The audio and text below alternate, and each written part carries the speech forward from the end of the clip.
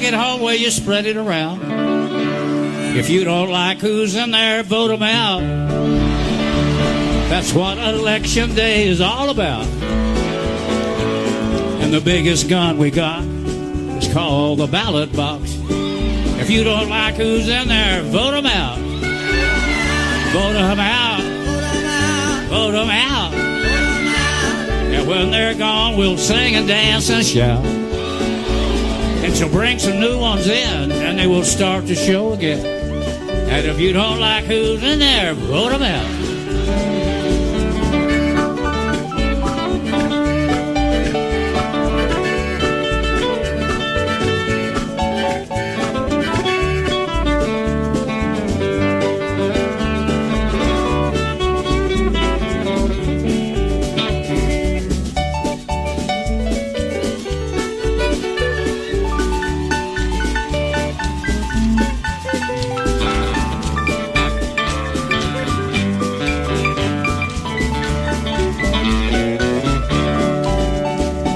It's a bunch of clowns you voted in.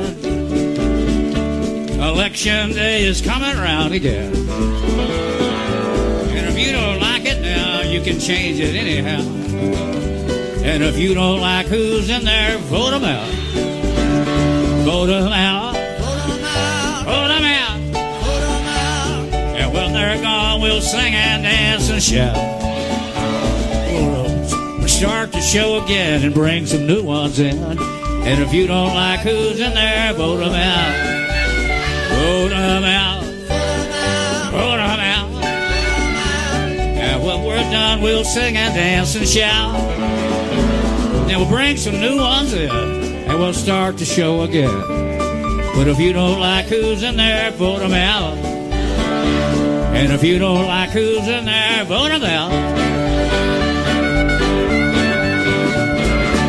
Thank you, Austin. Thank you, Texas. Thank you, Beto. All the way, buddy. We love y'all. Thank you. On the 18th of December 2018, the title of our episode, Homelessness in the United States, RUS, whatever you want to call it, from WBRN Radio and on the Boston Red Network. Old Boston Red here in the Jerry Pippin broadcast booth. We go live here. We'll set this piece up in the city of Seattle. This is from the Seattle Times. Homelessness rose just a bit this year in the U.S., and here's how Seattle compares. A picture here, you'll see it, of some people that have set up tents in the on Pioneer Square, that is in Seattle. Number of people living homeless was up 5.6%, or more than any other state, Commonwealth of Massachusetts, New York, and Texas. This is by Scott Greenstone. Homelessness in the U.S. has remained almost flat in 2018, highlighting the magnitude of the problem in Seattle, where a number of homeless people swelled by more than 10 times the national average, according to federal data, and we'll get to the federal data there. Homelessness rose 0.3% nationally this year, according to a report. This is released by the Department of Housing and Urban Development.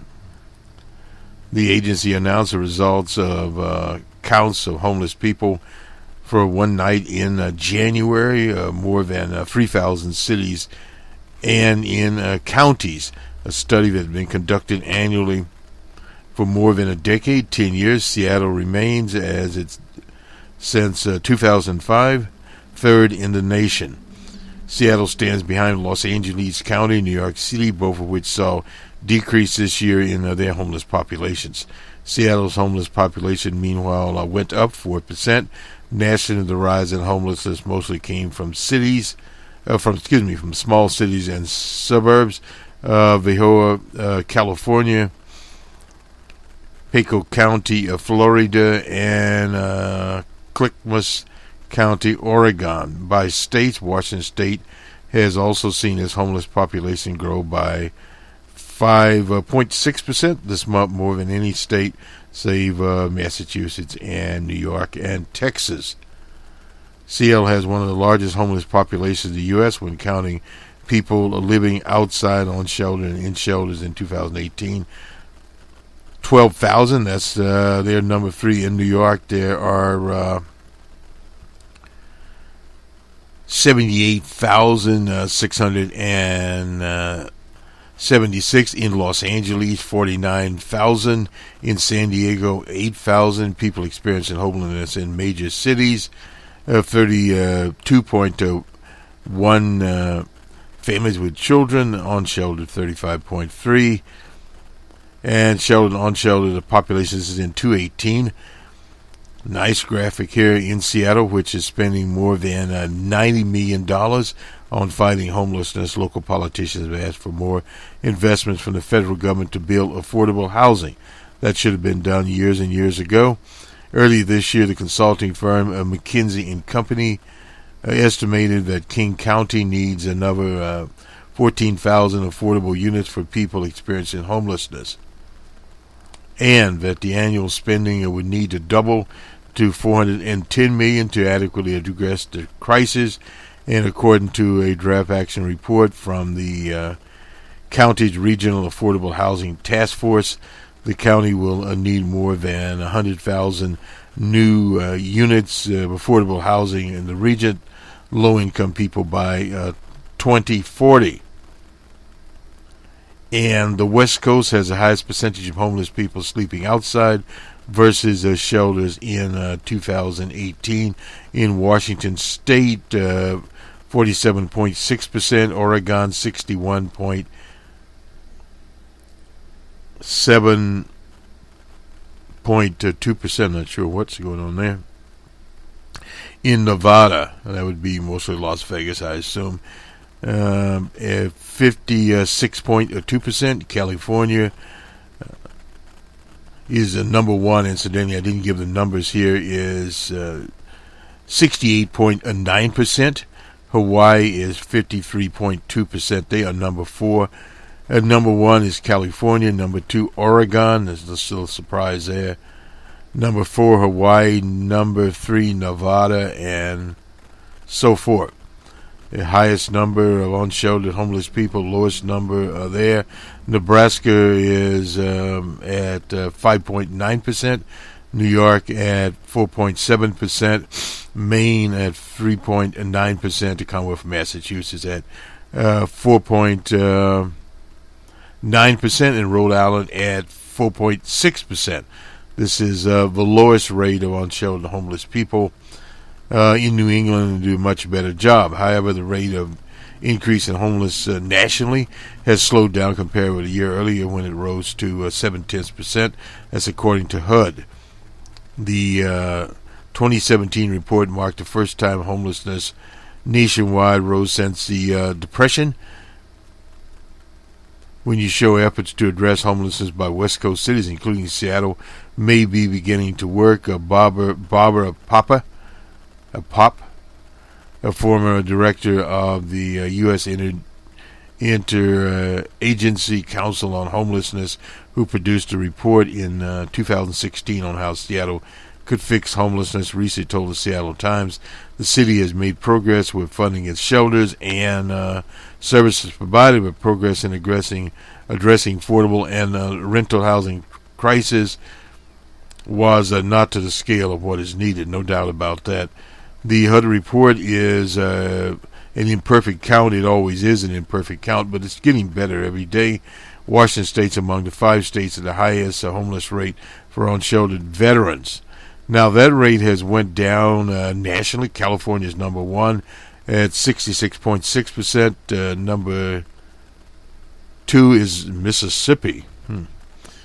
And number 3 is Oregon, 56%. Washington State at 52.9%. And Hawaii at 54.9%. Below Nebraska at 1.8%. Actually, 0 in Wyoming. Number 2 is Nebraska. Number 3, Rhode Island, 2.9%. New York, surprising here, 3.3%, is number 4. Wisconsin, number 5 at 4.9% on Constable. In a call with reporters, Uncle Ben Carlson, he's the HUD secretary pointed to the upscale. The number of homeless veterans fell 5.4%, and homeless families with children down 2.7%. But the report also shows that the number of homeless people sleeping outside as opposed to who sleep in shelters was up 2.3%. Carson didn't commit to spending more federal funds, which they should do.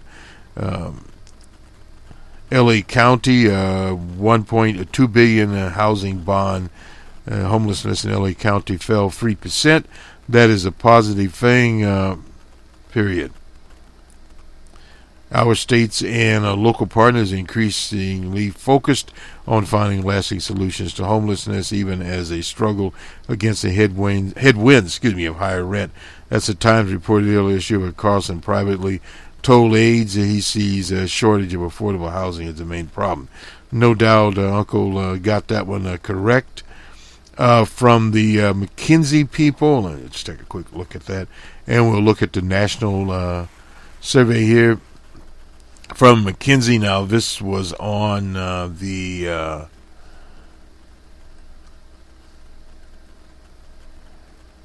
was in May, on the 11th of May, 9th of May. King County needs to spend $40 million a year to solve the homeless problem.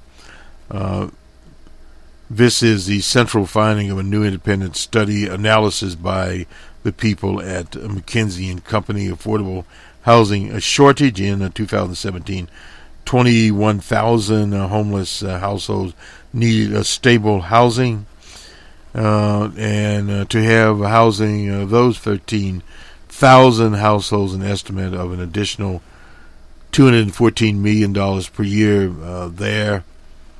The startling finding came as Seattle engaged in a furious public debate over a proposal to, this is when they were going to tax Amazon and company, and they folded up, as LBJ would say, like a $2 suitcase in the rain. The chamber vigorously fought that. The McKinsey report actually shed light on McKinsey approached the chamber last fall and produced an analysis in a matter of months. Among other findings, recent improvements in King County's homelessness response system has resulted in more exits to housing, increased by 35% between 2016 and last year. But while it's helpful, that alone can't make up for the region shortage. And the region shortage itself was caused by contrivance of developers, etc.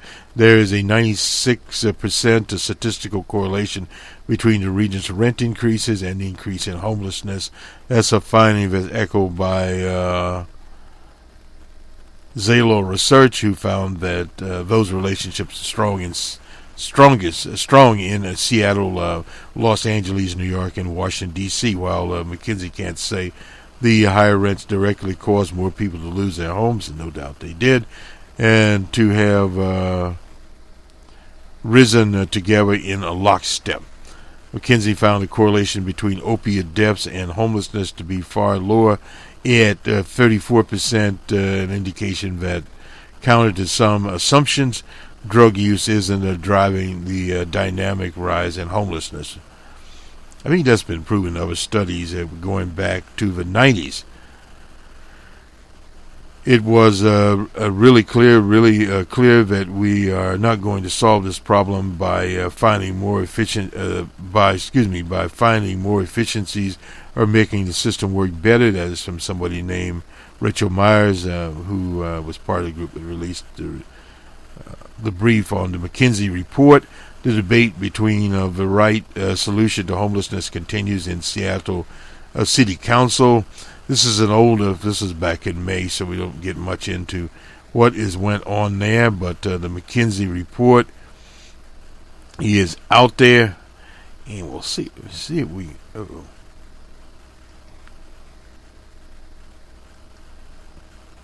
see if we can get it up here. We'll append it to the broadcast. Booming cities, unintended consequences.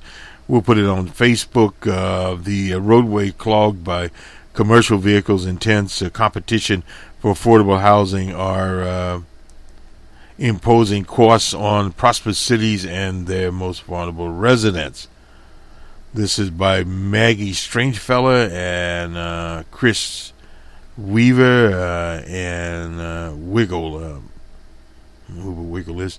Number of homelessness has fallen in most U.S. communities, but it's climbed in affordable coastal cities such as Seattle and King County, Washington. In King County, homelessness has risen in line with the fair market value of rents that have increased in line with the county's strong economic growth. So basically what that is saying is economic growth in itself does not improve the conditions of communities for certain sectors of the population.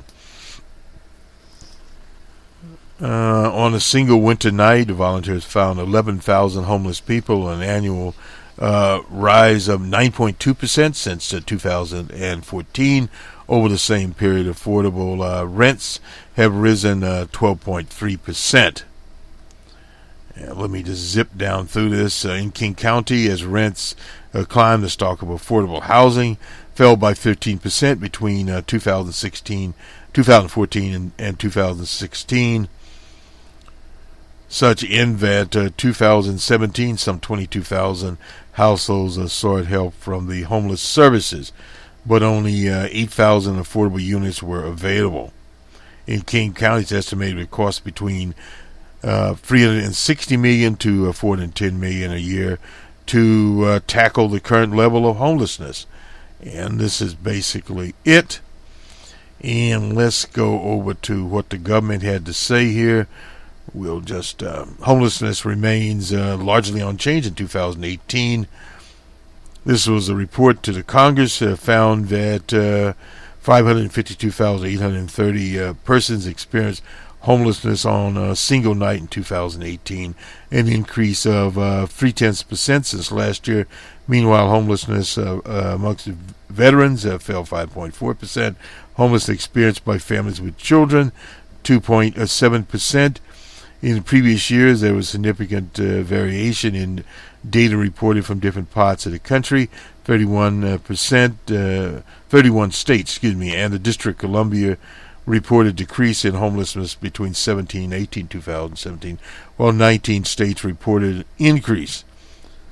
Our local and state, this is Uncle Ben, we already went through that one before. Some of their key findings there.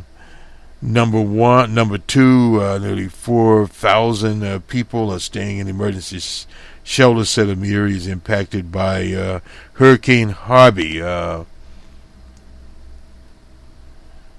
Marina, and Irma, and the western fires, etc. Most homeless persons, 358,368, were located in emergency shelters of transitional housing, while 194,000 were not sheltered at all. The number of families with children experiencing homelessness decreased 2.7% in 2017 and 29% in 2010. That would have been under Barack Obama. In a single night in January, 37,000 veterans experienced homelessness, a decline of 5.4%, or 2,142 persons. Not very many. Since January of 2017, 88,000 individuals experienced long-term homelessness in 2018, increase of 2.2%. Level for chronic homelessness declined by 16.4%, or 17,000 persons since the Depression in 2010. Unaccompanied homeless children, not accounting obviously the immigrants that are held down in Texas and in California, was estimated to be at 36,000, a decline of 5.1%. Family homelessness, HUD's latest national estimate notes a continual decline in family homelessness in the U.S. There were 56,000 family households with children experiencing homelessness, a 29% decline since the Depression. That would have been 2010. Not very much at all. Veterans homelessness, if we've given that figure, is nearly half of what it was reported in 2010. There has been some infrastructure put out for homeless veterans by the VA, etc., and many of the philanthropic organizations.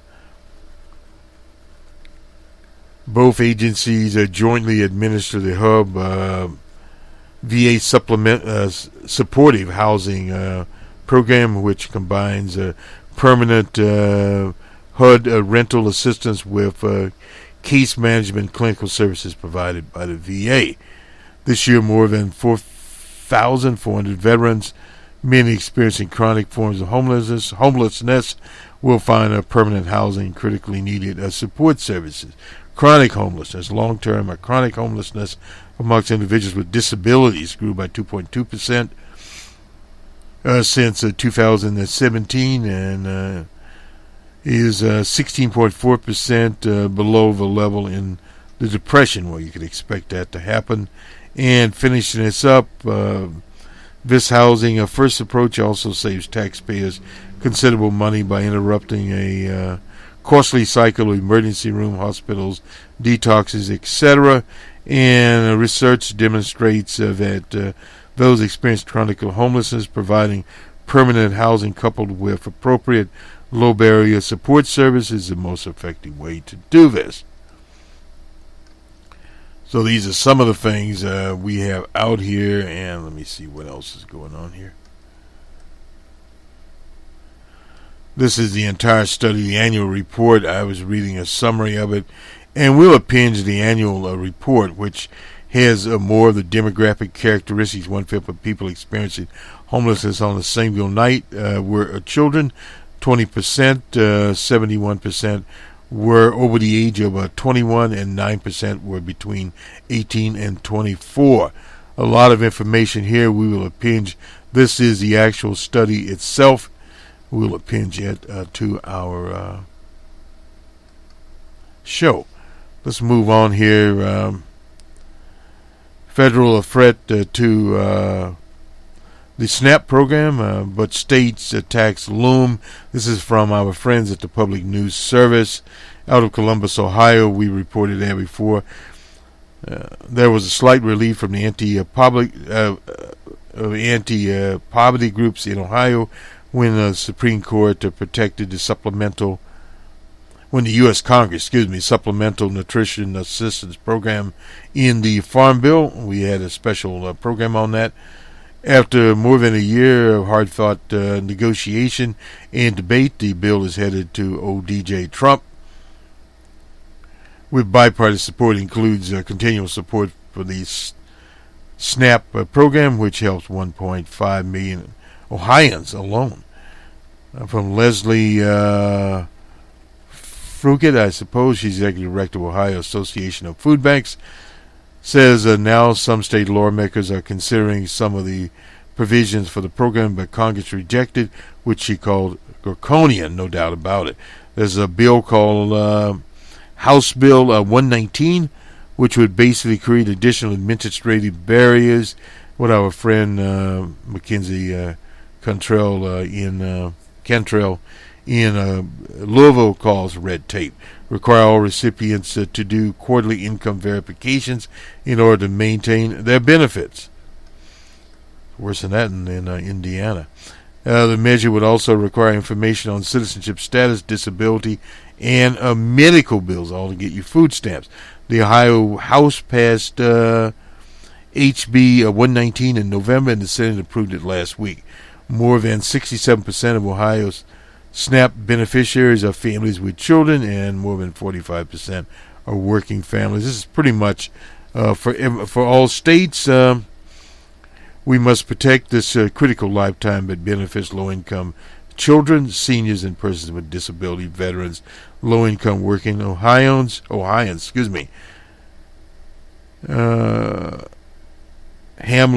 Fugit said she hopes that Governor, he's still there, Kirsch will veto 1119. In this holiday season, let's all think about those who are the least amongst us and who struggle in Ohio. More than 1 in 8 of our hungry friends and neighbors depend upon The SNAP program, more than 1 in 3 struggle every day to meet their basic needs. The average monthly benefit, we're always interested in this, is $123. It's estimated that $1 in benefits generates $1.70 in economic activity. Very interesting situation there. Now, out of Kentucky, we have an emergency situation. That is the Herald Leader. Governor Blevin calls a surprise special session. McKinsey reported this. 2 pension bills introduced after 11 p.m., literally sundown bills, rushed to the Frankfurt, Kentucky Legislature, Frankfurt Monday evening for a special session that started at 8 p.m., just 4 hours after the governor made a surprise announcement that he would convene them to deal with the struggling Kentucky pension system. I'm going to use the power that has been granted me to call the legislature in this special session. Another trick, and not a palace trick. Shortly after 11 p.m., 2 pension overhaul bills were introduced, both sponsored by somebody named Jerry Miller, the chairman of the House State Government Committee. The committee will hold hearings on the bill Tuesday at 1 p.m. Miller said there will be no votes taken Tuesday on the bills. The House bill is similar to the Senate Bill 151. The pension overhaul approved in April that the Supreme Court of Kentucky struck down earlier this month. The House Bill 2 is similar to the House Bill 362 that would cap pension increases for local government, school districts, regional universities, including a plan that would reduce a 3% benefit increase for teachers when they work for 30 years to 2.5% in 2014. Excuse me, in 2024. That means teachers will be retiring soon. A lawmaker arrive arrive at the state capitol in ways many of them still hadn't seen the proposed legislation. This usually happens in the Congress. The House immediately recessed to give more members time to arrive when the Senate had opened its roll call until a quorum of members had arrived at 8:30. Republicans then went behind closed doors to discuss their schemes, they call it strategy. The full House resumed at 9 p.m. to take a roll call and immediately went into recess. The confusion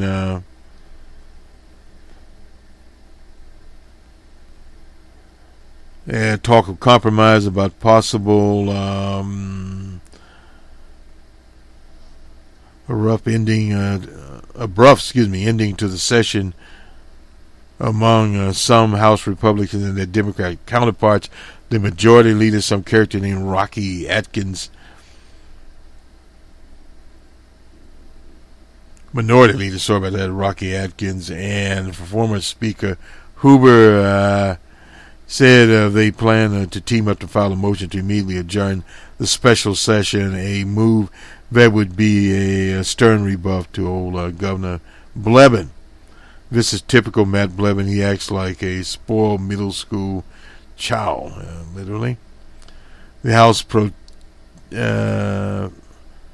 Tem Osborne said he couldn't guarantee that the legislature would be able to pass a pension bill during a special session. It's still possible they will adjourn without passing the bill. This happened, I think, a very similar situation happened in Louisiana.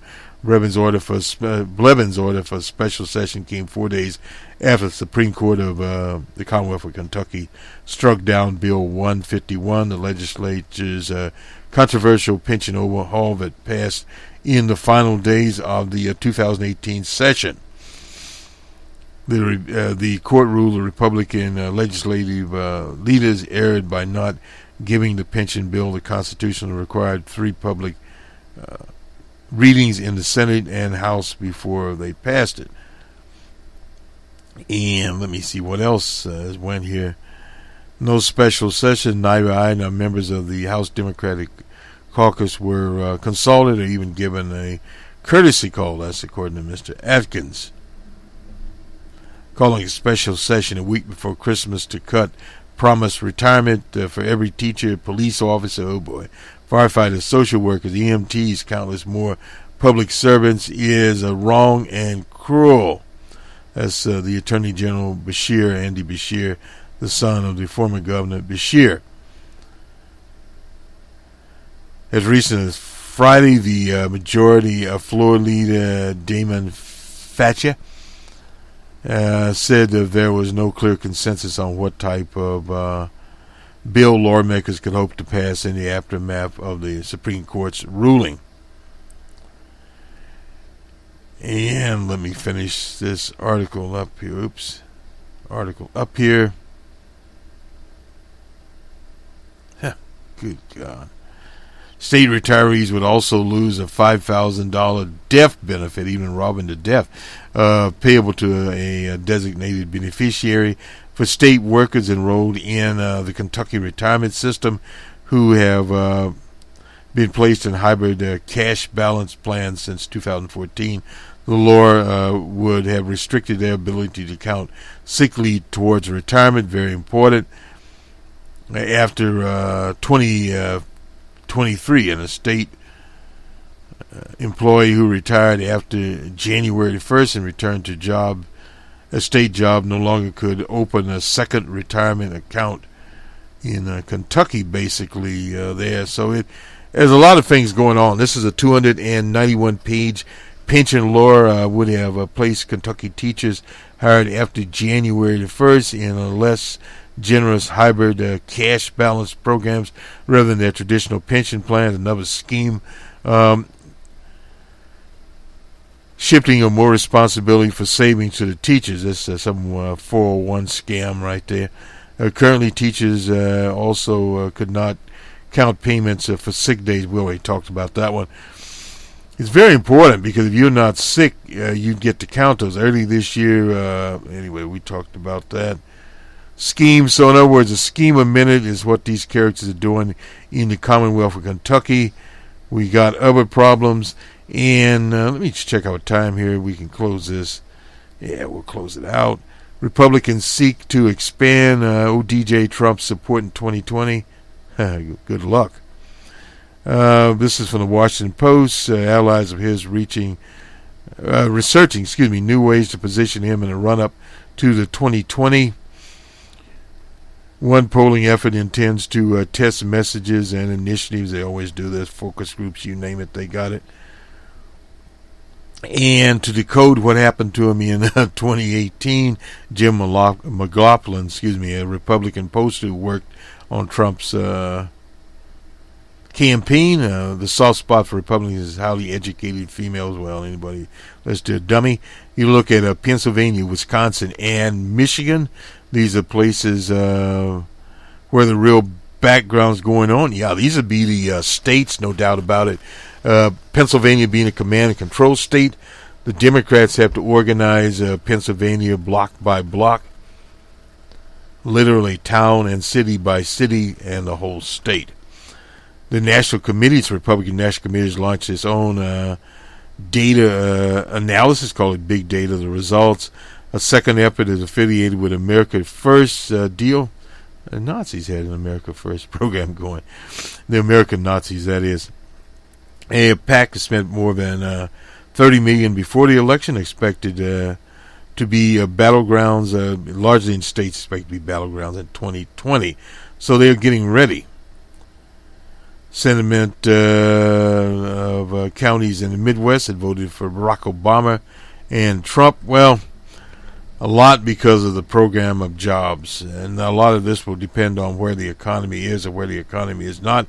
Midterm election results are not always predicted of presidential re-election possibilities, no doubt about that. And if you look at what happened to Bill Clinton, he was re-elected and he was even impeached. And Barack Obama had a miserable midterm. But this was based also on the situation that people that vote in presidential elections many times don't vote in midterms. A little thing there.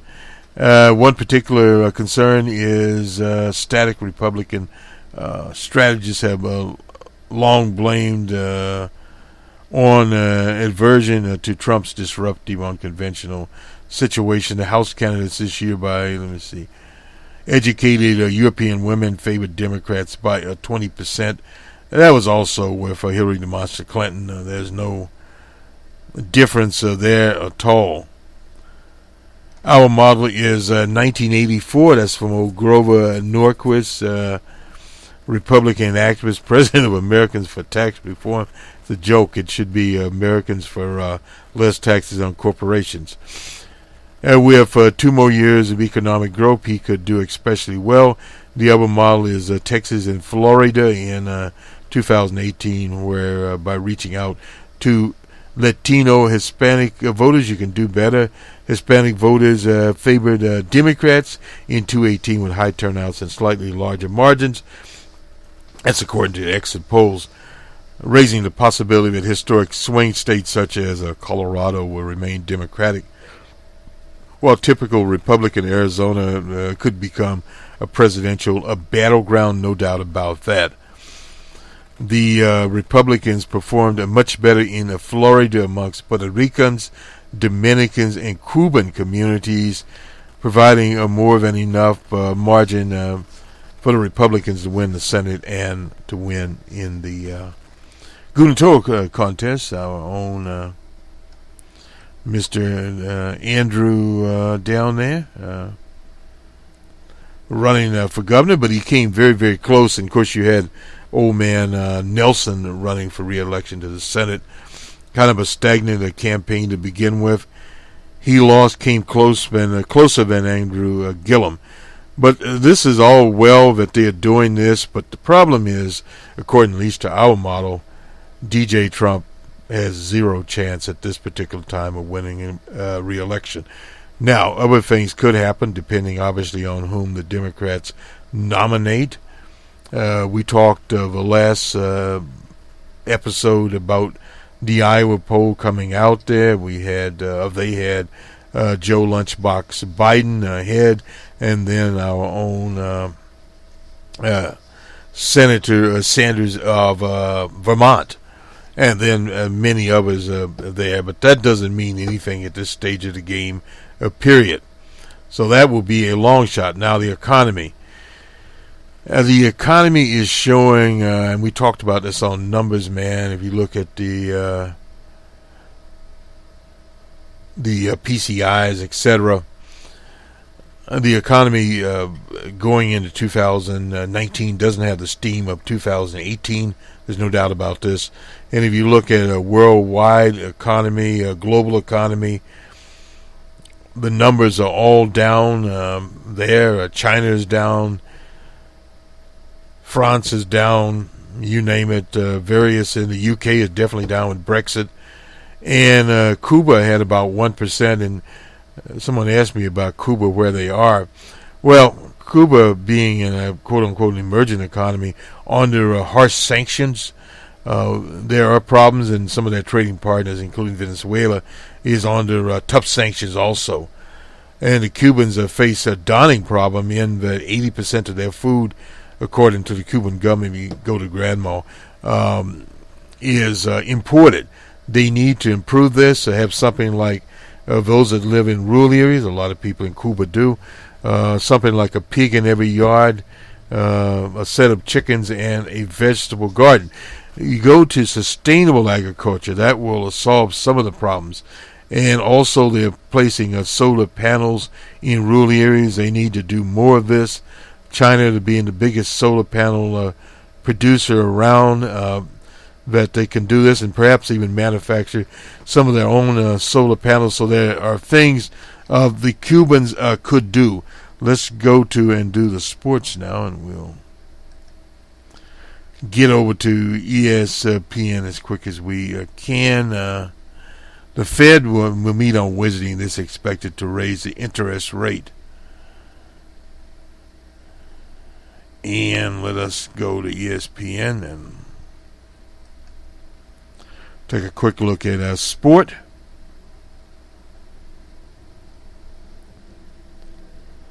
From the NBA and the National Hockey League. Let me just look at the front page here. I hope we don't want to lose anything. Pretty much, it's...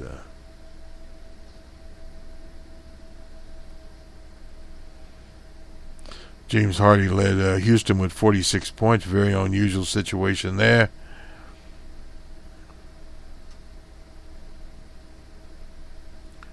And we'll have a report on the free agency in baseball. We don't have time to look at it here, but A.J. Hemp, I believe, bet was with the Yankees for 2 or 3 months, is now signed with the Yankees. And here we go. From last night, Monday night, the Bucks were at the Pistons in the Motor City Bucks, 107-104 for the Pistons. The Suns were at the Knickerbockers. Suns 128-110 for the Knicks. The Jazz were in Houston. The Rockets 102-97 for the Jazz. The Kings were at the T-Wolves, and T-Wolves finally win a game 132-105. The Bulls were at the Thunder, and the Thunder thundered on in OKC, 121-96. The Bulls lost a few games lately. The Spurs in San Antonio, 123-96 over the 76ers. The Grizzlies were at the Warriors. Warriors 110-93. The Trailblazers were in Los Angeles. Trailblazers 131-127 for the LA Clippers. On to the National Hockey League, which we'll hear the music tribute there. The Ducks were in Pittsburgh with the Penguins. Ducks 4-2. The Golden Knights were at the Blue Jackets and were shut out by the Blue Jackets 1-0. The Bruins were at the Canadiens and they shut the Canadiens out. Canadiens out 4-0. The Predators and the Senators. In overtime, it was the Senators 4-3. The Islanders and Avalanche. The Islanders 4-1 over the Avalanche. That will do it for sports, and it will do it for us. Homelessness in the U.S. or United States in 2018 is the title of this episode from WBRN Radio and on the Boston Red Network. Our date stamp here is the 18th of December 2018. Good day from the Jared Pippin broadcast booth. We go, and we'll talk to you soon.